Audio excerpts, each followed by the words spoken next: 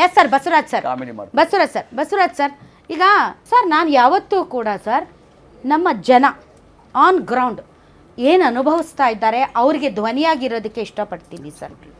I am not BJP person or Congress person or JDS person.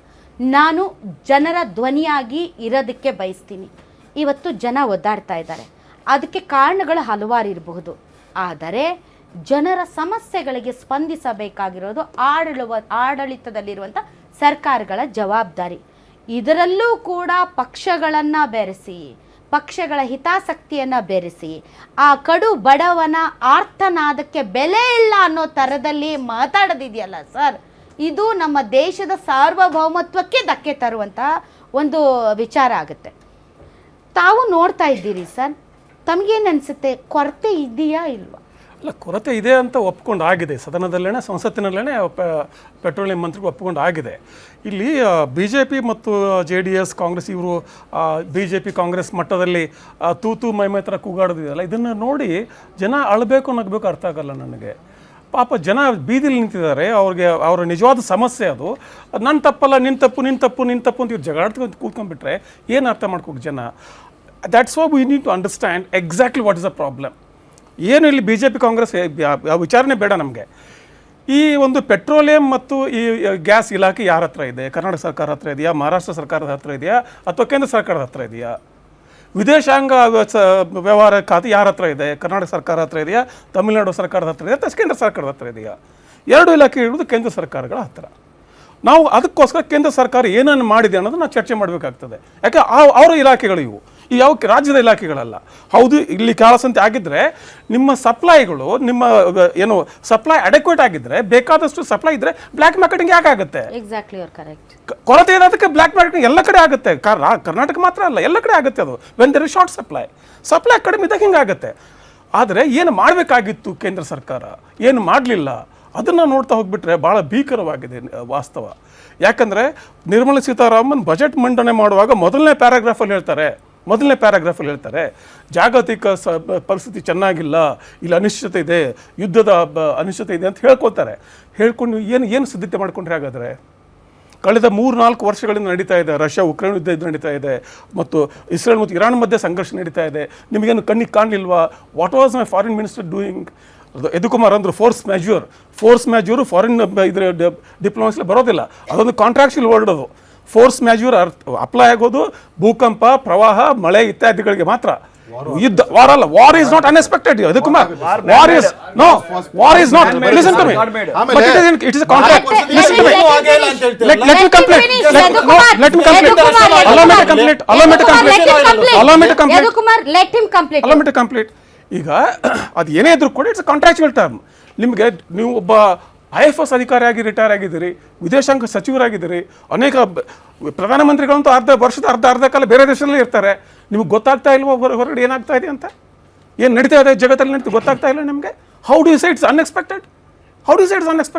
ಆಯಿತು, ಯುದ್ಧ ಆಯಿತು, Israel ಮತ್ತು ಇರಾನ್ ಮಧ್ಯೆ ಈಗಲ್ಲ, 100 ವರ್ಷಗಳಿಂದ ಸಂಘರ್ಷ ಇದೆ, ಗೊತ್ತಿದೆ ನಮಗೆ. ಜೂನಲ್ಲೂ ಆಯ್ತಲ್ಲ ಸರ್, ಹೌದು, 2025 ಜೂನಲ್ಲೂ ಆಯ್ತು. By definition there is still ಆ ಒಂದು ಬಿಕ್ಕಟ್ಟು ಅನ್ನೋದು ಅವಾಗಿಂದಲೂ ಕೂಡ ಹಾಗೆ ಮುಂದುವರ್ಕೊಂಡು ಬಂದಿದೆ.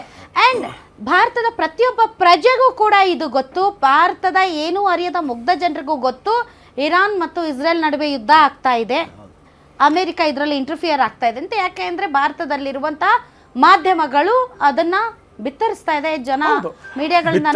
ಐತಿಹಾಸಿಕವಾಗಿ ಇರಾನ್ ಮತ್ತು ಇಸ್ರೇಲ್ ಎಂದಿಗೂ ಅವ್ರು ಒಟ್ಟಾಗಿ ಸಾಧ್ಯ ಇಲ್ಲ. ಅವ್ರ ವೈರತ್ವ ಇರೋದೇನೆ, ಯಾಕಂದ್ರೆ ಅದೊಂದು ಶಿಯಾ ಸಮುದಾಯ, ಇನ್ನೊಂದು ಯಹೂದಿ ಸಮುದಾಯ. ಈಗಿನ ಕಾಲದಲ್ಲಿ ಪ್ರತಿಯೊಬ್ಬರು ಕೆಮಿಕಲ್ ಮಿಶ್ರಣ ಆಹಾರ ತಿಂದು BP ಶುಗರ್ ಬಂತು ಅಂತ ಚಿಂತೆ ಮಾಡ್ತಾರೆ. 24 ಧಾನ್ಯಗಳನ್ನ ನೀರಿನಲ್ಲಿ ನೆನೆಸಿ, ನೆರಳಿನಲ್ಲಿ ಒಣಗಿಸಿ, ಮಣ್ಣಿನ ಮಡಿಕೆಯಲ್ಲಿ ಹದವಾಗಿ ಹುರಿದು ಸಾಂಪ್ರದಾಯಿಕ ಪದ್ಧತಿಯಲ್ಲಿ ತಯಾರಾಗಿದೆ ಜೀನಿ. BP ಶುಗರ್ ದೂರ ಆಗಬೇಕು ಅಂದ್ರೆ ಪ್ರತಿದಿನ ಜೀನಿ ಕುಡಿಯಿರಿ. ಅವುಗಳ ಮಧ್ಯೆ ಅದು ಅನವರತ, ಅದು ಆ ಒಂದು ವೈಷಮ್ಯ ಅದು ಗೊತ್ತಿದೆ ನಮಗೆ. ಇತಿಹಾಸದ ವಿದ್ಯಾರ್ಥಿಯಾಗಿ ಗೊತ್ತಿರ್ತದೆ, ನೀವು ಒಬ್ಬ IFS ಅಧಿಕಾರಿಯಾಗಿ ಗೊತ್ತಿರ್ತದೆ, ಮತ್ತು ಅಮೆರಿಕ ಯಾಕೆ ಅಲ್ಲಿ ಇಂಟ್ರೆಸ್ಟೆಡ್ ಇದೆ ಗೊತ್ತಿರ್ತದೆ ನಿಮಗೆ.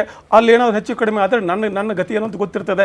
1991 ನೋಡಿದಿರಿ ನೀವು, ಸದ್ದಾಮ್ ಹುಸೇನ್ 1991 ಸದ್ದಾಮ್ ಹುಸೇನ್ ಇರುವಾಗ ಇರಾಕ್ ವಾರ್ ಆಯಿತು, ಗಲ್ಫ್ ವಾರ್ ಆಯಿತು. ಅವಾಗ ನಮ್ಗೆ ಸಮಸ್ಯೆ ಆಗಿತ್ತು. ಆಗಿನ ವಿದೇಶಾಂಗ ಸಚಿವರು ಏನು ಮಾಡಿದ್ರು? 4-5 ದಿನ ಆಗಿಲ್ಲ ಇನ್ನೂ ಕುವೈತ್ ಮೇಲೆ ಬಾಂಬ್ ಹಾಕಿ ಸದ್ದಾಂ ಹುಸೇನ್.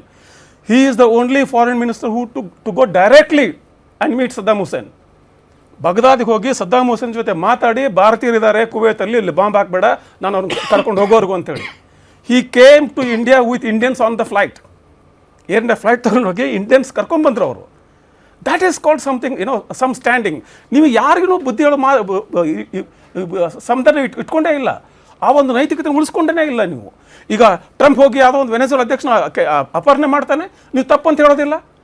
ಯಾಕೆ ಹೇಳ್ಬಾರ್ದು? ನೀವು ರಷ್ಯಾ ಜೊತೆ ತೈಲ ಖರೀದಿಸಬೇಡಿ, ವೆನೆಜುವೆಲಾ ಜೊತೆ ಖರೀದಿಸಿ ಅಂತ ಆರ್ಡರ್ ಕೊಡ್ತಾನೆ. ಕದ್ದಿರೋ ಆಯಿಲ್ ಅದು, ವೆನೆಜುವೆಲಾ ಕಳ್ಳತನ ಮಾಡಿರೋ ಆಯಿಲ್ ನಾನೇ ಖರೀದಿ ಮಾಡಬೇಕು? There is something called rule based order in the world. ಮುಂಚೆ World War I ಆಗೋಕ್ಕಿಂತ ಮುಂಚೆ ಯಾವನು ಬಲಶಾಲಿನೋ ಅವನೇ ರೈಟು, ಜಿಸ್ಕಾ ಲಾಟಿ ಉಸ್ಕಾ ಬಾಯ್ಸ್, ಆ ಥರ ಇತ್ತು. ಅದು ಆ ಥರ ಆಗಬಾರ್ದು ಅಂತೇಳಿ ರೂಲ್ ಬೇಸ್ಡ್ ಆರ್ಡರನ್ನು ಯುನೈಟೆಡ್ ನೇಷನ್ ಮಾಡಿ ತಗೊಂಬಂದರು. ಯಾರು ಈ ಥರ ಆರ್ಬಿಟ್ರರಿ ಆಗಿ ಬೇರೆ ದೇಶಗಳು ದಂಡೆ ಹೋಗೋಂಗಿಲ್ಲ, ಮತ್ತೊಂದೆಲ್ಲ ಹಂಗೆ ಮಾಡಬಾರ್ದು ಅಂತೇಳಿ ಅದನ್ನು ಮಾಡಿದರೂ ಕೂಡ ನೀವು ಅದನ್ನು ಖಂಡಿಸಲಿಲ್ಲ. ನೆತನ್ಯಾಹು ಇಂಟರ್ನ್ಯಾಷನಲ್ ಕ್ರಿಮಿನಲ್ ಕೋರ್ಟ್ ಪ್ರಕಾರ ವಾರ್ ಕ್ರಿಮಿನಲ್, 124 ದೇಶಗಳಲ್ಲಿ ಆತ ಕಾಲಿಟ್ಟು ಅರೆಸ್ಟ್ ಆಗ್ತಾನೆ. ಅವರ ಸಂಸತ್ತಿಗೆ ಹೋಗಿ ಅವ್ರನ್ನ ತಬ್ಬಿಕೊಂಡು ನೀವು ಶಬಾಸ್ಕರ್ ಹೇಳಿ ಬರ್ತೀರಿ, ಆದ 3 ದಿವಸಕ್ಕೆ ಇಲ್ಲಿ ದಾಳಿ ಆಗುತ್ತೆ. ನನ್ನ ದೇಶದ ಒಂದು ನೈತಿಕ ನೆಲೆಗಟ್ಟೇನು? ಯಾಕಂದರೆ ಈ ಸಮಸ್ಯೆ ಗ್ಯಾಸ್ ಅಲ್ಲ, ಗ್ಯಾಸಿನ ಸಮಸ್ಯೆ ಯುದ್ಧದಿಂದ ಆಗಿದ್ದು. ಯುದ್ಧ ಯಾಕೆ ಆಗ್ತಿದೆ? ಅದು ಯುದ್ಧದ ನ್ಯಾಯ ಅನ್ಯಾಯಗಳು ನಾವು ಚರ್ಚೆ ಮಾಡಬೇಕಲ್ಲ. ನಾನು ಯುನೈಟೆಡ್ ನೇಷನ್ ಆಗಲಿ ಅಥವಾ ಡೈರೆಕ್ಟಾಗಿ ಅಮೆರಿಕಕ್ಕಾಗಲಿ ಟ್ರಂಪ್ಗೆ ಹೇಳಬೇಕು, who are you to attack this ಅಂತ. ನೀವು ಯಾವುದೇ ಒಂದು ದೇಶದ ಸರ್ವೋಚ್ಚ ನಾಯಕನ ಮನೆ ಮೇಲೆ ಬಾಂಬ್ ಹಾಕಿ ಅವನು ಇಡೀ ಕುಟುಂಬನ ನಾಶ ಮಾಡೋದಿದೆಯಲ್ಲ, ಇದು ರೂಲ್ ಬೇಸ್ಡ್ ಆರ್ಡರ್. ಇದು ಯಾವ ನ್ಯಾಯ? ಇದು ಇರಬಹುದು, ಬಟ್ ಅದು ಹೇಗೆ ನಮ್ಮ ಭಾರತದ ಮೇಲೆ ಎಫೆಕ್ಟ್ ಆಗ್ತಾ ಇದೆ ಅನ್ನೋದ್ರ ಮೇಲೆ ನಮ್ಮ ಸ್ಟ್ಯಾಂಡ್ ಇರಬೇಕಲ್ಲ. ಅಬ್ಸಲ್ಯೂಟ್ಲಿ, ಅದು ಗೊತ್ತಿರಬೇಕಲ್ಲ ನನಗೆ. ಯಾಕಂದ್ರೆ ನನ್ನ ಹರ್ಮೂಸ್ ಏನೋ ಇದು ಜಲಸಂಧಿ ಇದೆಯಲ್ಲ, ಅಲ್ಲಿಂದ ಅರ್ಧ 50% of my oil comes from there. But anyways oil and naturals majority we take from Gulf only. ಹೀಗಿರುವಾಗ ನನಗೆ ಗೊತ್ತಿರಬೇಕಲ್ಲ ವಾಟ್ ಆರ್ ಮೈ, ಅದನ್ನೇ ಪಾಠ ಕಲಿಬೇಕಾಗಿದ್ದು. 91 ಪಾಠ ಕಲಿತಿಲ್ಲ. 91 ಏನಾಯಿತು?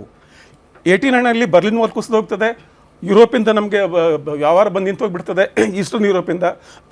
ಆಮೇಲೆ ಪೆರೆಸ್ಟ್ರಾಯ್ಕಾ ಮತ್ತು ಇತ್ಯಾದಿಯಾಗಿ ರಷ್ಯಾ USSR ಡಿಸಾಲ್ವ್ ಆಗ್ತದೆ. ಹಾಗಾದ್ಮೇಲೆ ಇಲ್ಲಿ ಗಲ್ಫ್ ಯುದ್ಧ ಶುರು ಆಗುತ್ತೆ, ಆಯಿಲ್ ಕೊಲ್ಯಾಪ್ಸ್ ಆಗ್ತದೆ. ಹೀಗಾಗಿ 76 ಟನ್ ಚಿನ್ನವನ್ನು ಲಂಡನ್ ಬ್ಯಾಂಕ್ಲಿ ಅಡಾಟ ಬರ್ತೀವಿ ನಾವು, ಫಾರಿನ್ ಎಕ್ಸ್ಚೇಂಜ್ ಇಲ್ಲ ಅಂತ. ಆದರೆ ಆ ರೀತಿ ಪರಿಸ್ಥಿತಿ ಬಂದುಬಿಡ್ತದೆ ಕೆಲವೊಂದು ಸರ್ತಿ. ಈ ಪಾಠದ ನಾವು ಕಲ್ತೀವನ ಅಂತ ನನ್ನ ಸಂಶಯ. ಈಗ ಹರ್ಮುಜ್ ಜಲಸಂಧಿಯಿಂದ ನಮ್ಮ 50 to 60% ತೈಲ ಬರುತ್ತೆ. ಡೆಫಿನೆಟ್ಲಿ ಇಡೀ ಪ್ರಪಂಚದ ದೇಶಗಳಿಗೆ ಗೊತ್ತು, ಒಂದು ವೇಳೆ ಸಂಘರ್ಷ ಬಿಕ್ಕಟ್ಟು ಜಾಸ್ತಿ ಆದರೆ ಅದನ್ನು ಅವರು ಕತ್ತಿಹಿಚುಕ್ತಾರೆ ಅಂತ. ಇಂತಹ ಸಂದರ್ಭದಲ್ಲಿ ಟ್ರಂಪ್ ಡ್ಯಾಡಿ ಎಲ್ಲ ಬಗೆಹರಿಸ್ಬಿಡ್ತಾರೆ, ಟ್ರಂಪ್ ಡ್ಯಾಡಿ ಆ ಜಲಸಂಧಿಯಿಂದ ನಮ್ಮ ಟ್ಯಾಂಕರ್ಗಳನ್ನು ಪಾಸ್ ಮಾಡಿಸ್ಬಿಡ್ತಾರೆ ಅಂತ ನಾವೇನಾದ್ರೂ ನೆಚ್ಕೊಂಡಿದ್ವಾ? ಟ್ರಂಪ್ ಡ್ಯಾಡಿ ಯಾಕೆ ಅಲ್ಲಿ ಲಂಗರ್ ಹಾಕಿರುವಂತಹ 100 ಟ್ಯಾಂಕರ್ಗಳನ್ನ ಹಡಗುಗಳನ್ನ ಮುಂದಕ್ಕೆ ತರಕ್ಕೆ ಆಗಿಲ್ಲ? ಒಂದು ವೇಳೆ ನಮಗೆ ಈ ರೀತಿಯಾದಂತಹ ಕೊರತೆ ಆಗುತ್ತೆ ಅನ್ನುವಂತಹ ಪೂರ್ವವಾದಂತಹ ಜಾಗರೂಕತೆ ಇದ್ದಿದ್ದರೆ ನಾವು ಏನು ಮಾಡಬೇಕಾಗಿತ್ತು